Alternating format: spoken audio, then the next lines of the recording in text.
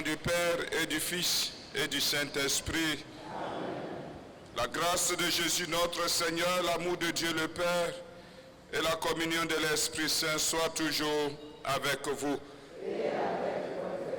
Préparons-nous à la célébration de l'Eucharistie en reconnaissant que nous sommes pécheurs.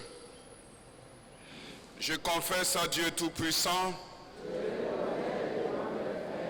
que j'ai péché en pensée, en parole, par action et par omission. Oui, j'ai vraiment péché. C'est pourquoi je supplie la Vierge Marie, les anges et tous les saints, et vous aussi, mes frères, de prier pour moi, le Seigneur, notre Dieu. Que Dieu Tout-Puissant nous fasse miséricorde, qu'il nous pardonne nos péchés et nous conduise à la vie éternelle.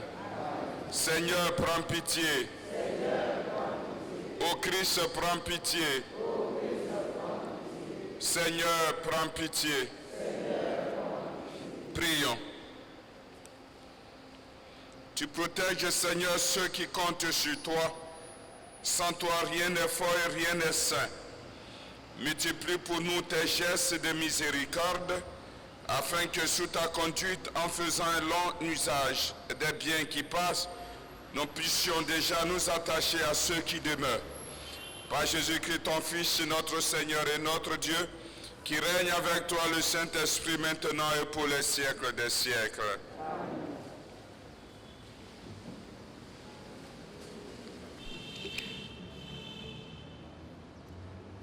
Lecture du livre des Lévites. Le Seigneur parla à Moïse et dit: Voici les solennités du Seigneur, les assemblées saintes auxquelles vous convoquerez aux dates fixées les fils d'Israël. Le premier mois, le 14e du mois au coucher du soleil, ce sera la Pâque en l'honneur du Seigneur. Le 15e jour de ce même mois, ce sera la fête des pains sans levain en l'honneur du Seigneur. Pendant 7 jours, vous mangerez des pains sans levain. Le premier jour, vous tiendrez une assemblée sainte et vous ne ferez aucun travail, aucun ouvrage. Pendant 7 jours, vous présenterez de la nourriture offerte pour le Seigneur. Le 7e jour, vous aurez une assemblée sainte et vous ne ferez aucun travail, aucun ouvrage. Le Seigneur parla à Moïse et dit: Parle aux fils d'Israël, tu leur diras: Quand vous serez entrés dans le pays que je vous donne, et que vous y ferez la moisson, vous apporterez au prêtre la première gerbe de votre moisson. Il la présentera au Seigneur en faisant le geste d'élévation pour que vous soyez agréés. C'est le lendemain du sabbat que le prêtre fera cette présentation. À partir du lendemain du sabbat, jour où vous aurez apporté votre gerbe avec le geste d'élévation, vous compterez cette semaine entière. Le lendemain du 7e sabbat, ce qui fera 50 jours, vous présenterez au Seigneur une nouvelle offrande. C'est le 10e jour du 7e mois, qui sera le jour du grand pardon. Vous tiendrez une assemblée sainte, vous ferez pénitence et vous présenterez de la nourriture offerte pour le Seigneur. À partir du 15e jour de ce 7e mois, et ce sera pendant 7 jours, la fête des tentes à l'honneur du Seigneur. Le premier jour, celui de l'Assemblée sainte, vous ne ferez aucun travail, aucun ouvrage. Pendant 7 jours, vous présenterez de la nourriture offerte pour le Seigneur. Le 8e jour, vous tiendrez une assemblée sainte. Vous présenterez de la nourriture offerte pour le Seigneur. Ce sera la clôture de la fête. Vous ne ferez aucun travail, aucun ouvrage. Telles sont les solennités du Seigneur, les assemblées saintes auxquelles vous convoquerez les fils d'Israël, afin de présenter de la nourriture offerte pour le Seigneur. Un holocauste et une offrande, un sacrifice et des libations, selon le rite propre à chaque jour. Parole du Seigneur. Criez de joie pour Dieu notre force. Jouez musique, frappez le tambourin, la harpe et la cithare mélodieuse. Sonnez du corps pour le mois nouveau, quand revient le jour de notre fête. C'est là pour Israël une règle, une ordonnance du Dieu de Jacob. Il en fit pour Joseph une loi quand il marcha contre la terre d'Égypte. Tu n'auras pas chez toi d'autre Dieu, tu ne serviras aucun Dieu étranger. C'est moi le Seigneur ton Dieu qui t'ai fait monter de la terre d'Égypte. Criez de joie pour Dieu notre force.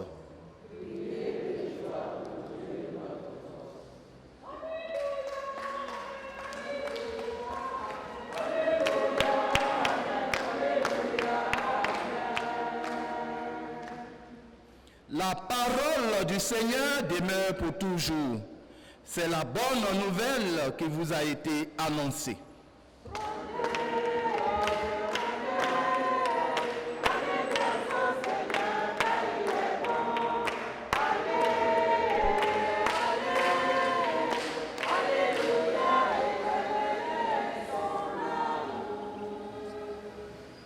Le Seigneur soit avec vous.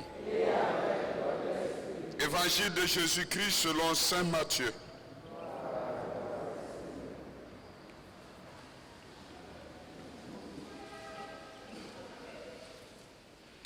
Jésus alla dans son pays et il enseignait les gens dans leur synagogue, de telle manière qu'ils étaient frappés d'étonnement et disaient: d'où lui viennent cette sagesse et ces miracles?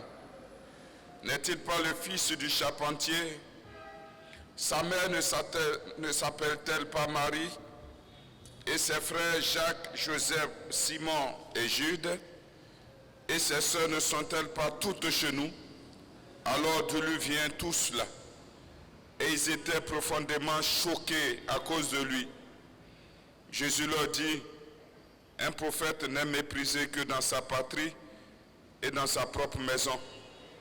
Et ne fit pas beaucoup de miracles à cet endroit-là à cause de leur manque de foi. Acclamons la parole de Dieu.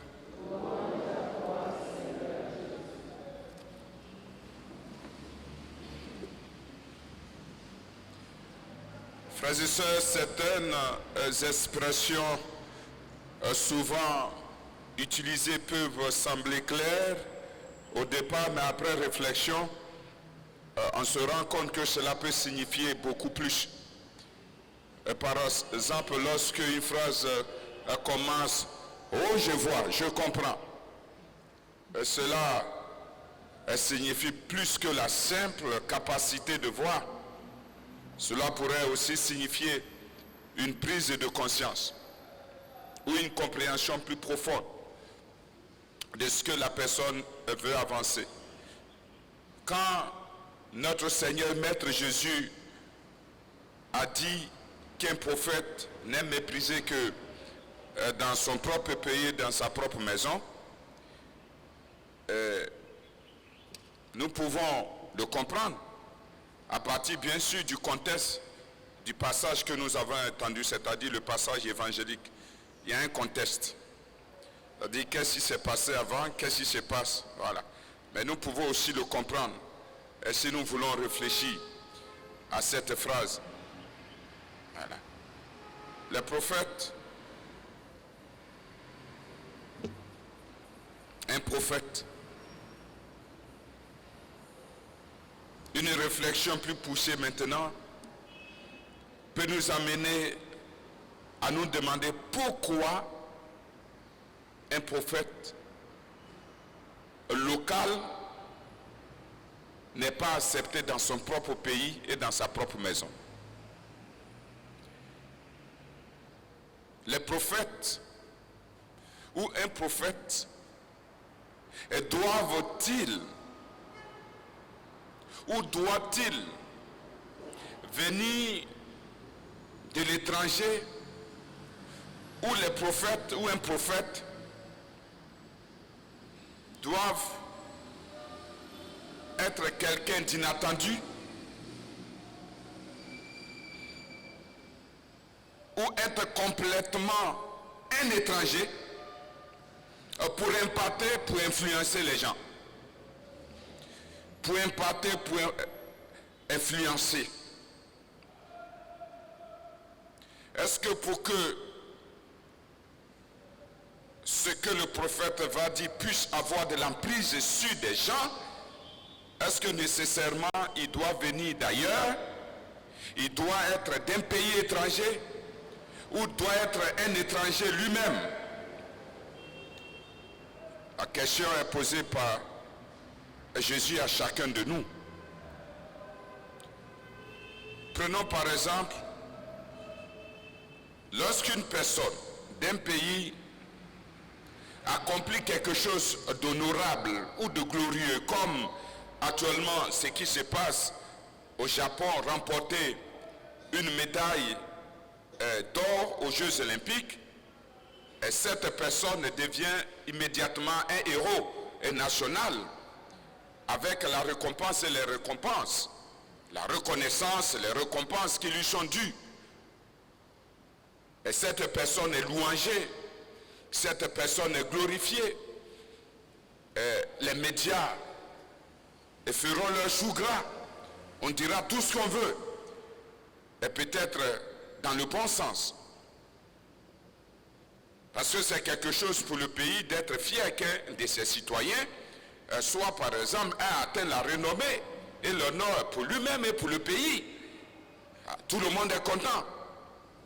Mais admettons qu'après les Jeux Olympiques, l'Ivoirien ou bien l'Ivoirienne qui a remporté la médaille d'or à ces Jeux Olympiques commence, en rentrant dans son pays, commence à dénoncer l'injustice de son pays, l'immoralité de son pays, la corruption dans son pays, la gabegie dans son pays, le vol et l'inégalité dans son pays, alors il est certain, et tout à fait certain, et qu'il y aura de l'opposition, du rejet automatiquement. Les mêmes qui l'ont glorifié vont commencer à l'abattre. C'est ce qui est arrivé à Jésus. Mais il était déjà préparé à ça. Et voilà pourquoi il a dit, combien de bien n'a-t-il pas fait ce Jésus dans son propre pays?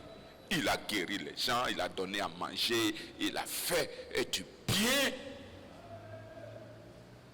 Et quand il commence à redresser, alors il devient un objecteur de conscience. On ne veut plus l'accepter. Mais cela conduit à des conséquences assez dramatiques quand même. Et quand Dieu parle, il faut écouter. Et cela, il faut l'appliquer dans nos relations interpersonnelles également. Jésus nous parle. Même avec Jésus, les conséquences sont graves. Si vous avez bien suivi ce qu'on appelle la phrase conclusive, c'est-à-dire la conclusion de l'évangile, ça doit nous alerter et ça doit nous inquiéter. Qu'est-ce que Jésus-Christ a dit? Cathy, je peux t'interroger? Tu ne vas pas rester devant me contempler. Il faut écouter Jésus, la parole de Dieu. Jésus a dit, à cause de cela, il n'y a pas eu de quoi? Répondez, tout le monde vous écoute à la télévision. Hein? Il n'y a pas eu de miracle. Voilà. À cause de cela, il n'y a pas eu de miracle. Vous voyez, frères et sœurs, j'ai eu à parler de cette affaire plusieurs fois, mais je vais juste vous rappeler. Pourquoi? Parce qu'il y a ce qu'on appelle le pré-savoir le pré-connaître, c'est dangereux. Le pré-savoir, le pré-connaître, c'est vouloir anticiper la connaissance sur quelqu'un alors que vous ne connaissez même pas ce quelqu'un. Avoir des idées, des préjugés. Vous le faites. Vous le faites très souvent. Dans vos relations avec les autres, quand vous parlez sans même connaître à qui vous avez affaire, et lorsque vous découvrez, la personne découvre la réalité, vos relations se cassent. Et c'est déjà trop tard. Tout se gâte. C'est la même chose. Le pré-connaître, le pré-savoir, on ne peut rien faire. Vous ne connaissez pas, vous racontez, il est ceci, il est cela, il est ceci, il n'y a pas de problème. Maintenant, quand vous découvrez la vraie valeur de la personne coupe avec vous. Et c'est pour cela qu'il faut écouter Dieu. C'est pour cela qu'il faut écouter Jésus-Christ. Il nous enseigne. Même pour nos rapports humains. Et si nous l'écoutons, on peut éviter beaucoup de choses et grandir dans la vérité et dans la joie. Et si vous vous souvenez, j'ai parlé encore de cela. Et ce qui constitue la dangerosité de ce problème, c'est ce qu'on appelle l'argument ad personam, l'attaque contre la personne. Je l'ai déjà expliqué un dimanche ici. Au lieu de regarder ce que fait la personne, on laisse tomber, on regarde sa vie. Jésus-Christ fait du bien, regardez ce qu'il fait. Et s'il fait du bien, c'est ça qui est l'essentiel. Mais non, on dit on connaît ses parents. On commence à l'insulter. On connaît ses parents, non, c'est un voleur. Son papa, c'est un charpentier. Lui-même, il ne peut pas être grand type. Le fils d'un charpentier ne peut pas être grand type. Sa maman, elle ne fait rien. Elle s'en a puisé seulement de l'eau. Elle s'appelle Marie. Et on commence à citer ses frères. Ça n'a rien à voir avec ce qu'il est en train de faire. C'est ça. On appelle ça argumentum ad personam. L'attaque contre la personne. C'est très dangereux. C'est ce qu'ils ont fait. Alors, frères et sœurs, le Christ nous enseigne. Voilà. Alors, vous aussi, vous devez savoir que un aspect de votre appel baptismal est d'être prophète. Vous avez reçu le baptême, c'est pour être prophète. Vous êtes prophète pour votre temps. Et dans toutes les situations, dans toutes les circonstances de votre vie, vous devez être capable de dénoncer ce qui n'est pas juste. De dire ce qui n'est pas bien. Même si on vous rejette. Même si on vous rejette. Que le Seigneur nous donne le courage et la foi pour nous engager dans la vérité et sortir de tout ce qui est compromission et des demi-vérités, des demi-mensonges. Ça n'existe pas. Soit c'est la vérité, soit c'est le mensonge. Il n'y a pas de demi-vérité, il n'y a pas de demi-mensonge. Donc sortir des compromissions, sortir de ces demi-vérités, de ces demi-mensonges, et vivre avec amour, et d'être des messagers de Dieu pour notre peuple, pour notre famille, pour notre église, et pour notre pays. Et cela est possible si Jésus-Christ est avec nous. Que le Seigneur nous y aide. Amen.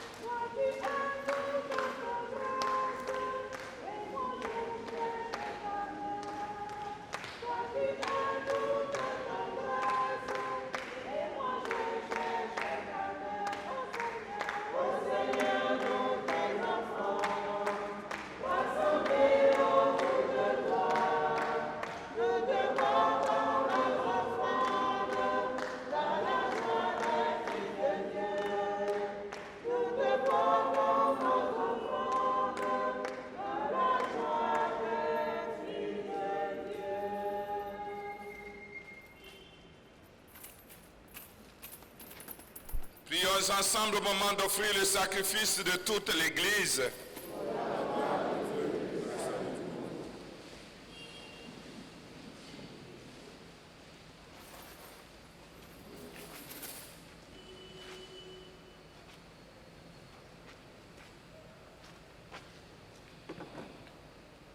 Accepte, Seigneur, ces offrandes prélevées pour toi sur tes propres largesses. Que ces mystères très saints où ta grâce opère avec puissance et sanctifie notre vie de tous les jours et nous conduise aux joies éternelles par Jésus le Christ, notre Seigneur. Le Seigneur soit avec vous. Élevons notre cœur. Rendons grâce au Seigneur notre Dieu. Vraiment, il est juste et bon de te rendre gloire, de t'offrir notre action de grâce, toujours et en tout lieu. À toi, Père très saint, Dieu éternel et tout-puissant. C'est par ton Fils bien-aimé que tu as créé l'homme. Et c'est encore par lui que tu en fais une créature nouvelle. Aussi dans l'univers, toutes choses te célèbrent. Le peuple des baptisés te glorifie. Les saints te bénissent d'un seul cœur. Et déjà nous pouvons avec tous les anges proclamer hautement ta gloire. Saint, Saint, Saint, le Seigneur, Dieu de l'univers, le ciel et la terre sont remplis de ta gloire. Hosanna au plus haut des cieux. Béni soit celui qui vient au nom du Seigneur. Hosanna au plus haut des cieux. Toi qui es vraiment saint, toi qui es la source de toute sainteté, Seigneur, nous te prions. Sanctifie ces offrandes en répandant sur elles ton esprit, qu'elles deviennent pour nous le corps et le sang de Jésus le Christ, notre Seigneur. Au moment d'être livré, d'entrer librement dans sa passion, il prit le pain et le rendit grâce, il le rompit et le donna à ses disciples en disant, prenez et mangez-en tous, ceci est mon corps livré pour vous.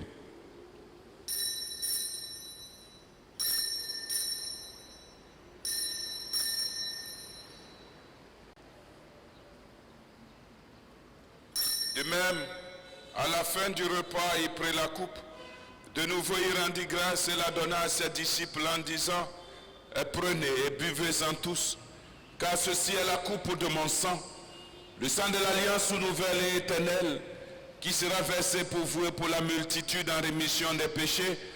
Vous ferez cela en mémoire de moi.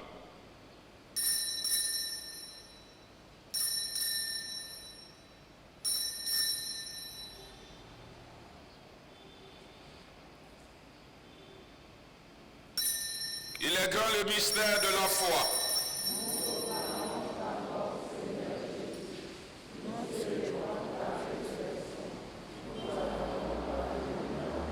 Faisant ici mémoire de la mort et de la résurrection de ton Fils, nous t'offrons, Seigneur, le pain de la vie et la coupe du salut, et nous te rendons grâce car tu nous as choisis pour servir en ta présence.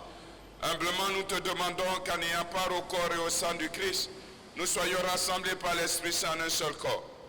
Souviens-toi, Seigneur, de ton Église répandue à travers le monde.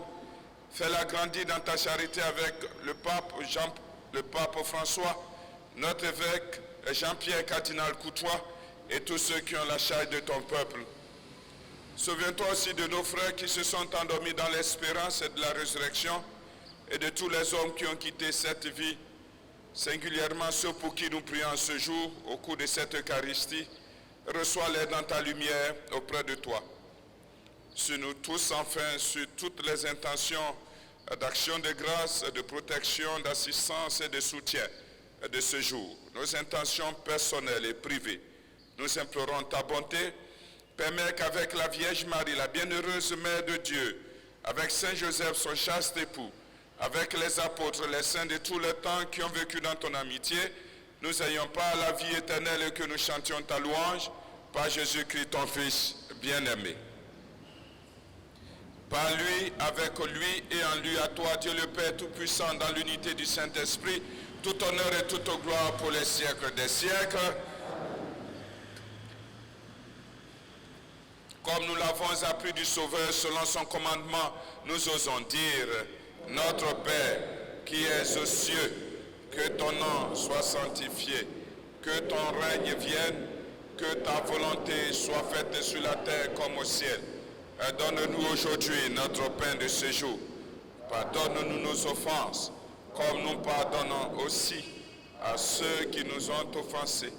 Et ne nous laisse pas entrer en tentation, mais délivre-nous du mal. Délivre-nous de tout mal, Seigneur, et donne la paix à notre temps. Par ta miséricorde, libère-nous du péché. Rassure-nous devant les épreuves en cette vie où nous espérons le bonheur que tu promets et l'avènement de Jésus-Christ, notre Sauveur.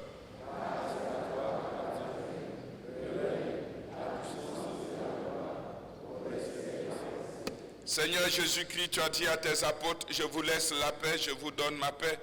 Ne regarde pas nos péchés, mais la foi de ton Église. Pour que ta volonté s'accomplisse, donne-lui toujours cette paix et conduis-la vers l'unité parfaite, toi qui règnes pour les siècles des siècles. Que la paix du Seigneur soit toujours avec vous.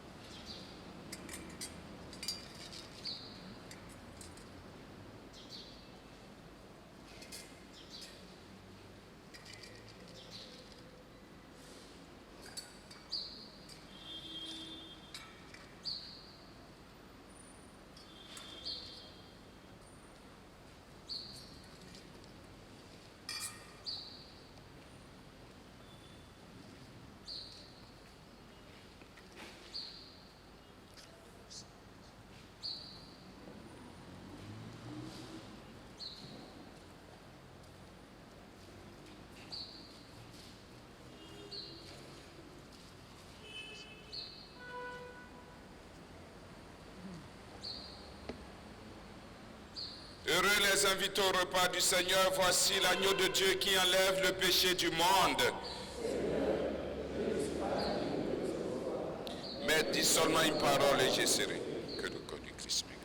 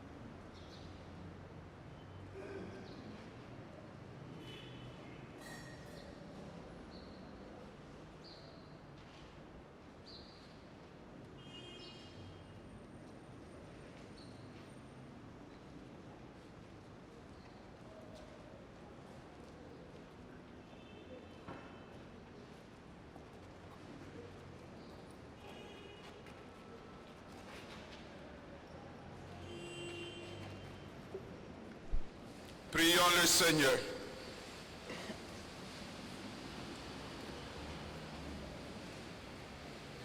Nous avons communié, Seigneur, à ce sacrement mémorial de la passion de ton Fils. Fais servir à notre salut le don que lui-même nous a légué dans son immense amour, lui qui règne pour les siècles des siècles. Le Seigneur soit avec vous. Que Dieu Tout-Puissant vous bénisse, le Père, le Fils et le Saint-Esprit. Je tiens avant de partir à dire un très grand merci à la télévision Ecclesia qui termine demain chez nous. Et comme je ne serai pas là demain, je voudrais aussi profiter pour dire un très grand merci à notre sœur qui pendant un mois, je crois un mois et demi, a couvert tout ce que nous avions fait ici. Elle va revenir cette fois-ci pour rencontrer tous les groupes. Vous poser des questions sur ce que vous faites, les groupes, les associations, les chorales. Elle va faire une très grande émission qui va passer. Alors lorsque nous lancerons l'appel, je souhaiterais vivement que vous soyez là pour répondre à son appel. Elle est paroissienne de Sainte-Monique, mais elle travaille avec Ecclesia. Elle n'a pas fait de combine, c'est chacun à son tour. Après, ici, elle va dans une autre paroisse. Alors nous prions aussi pour elle, afin qu'elle ait toujours la force de bien faire son travail. Et que Dieu Tout-Puissant vous bénisse, le Père, le Fils et le Saint-Esprit. Allez dans la paix du Christ.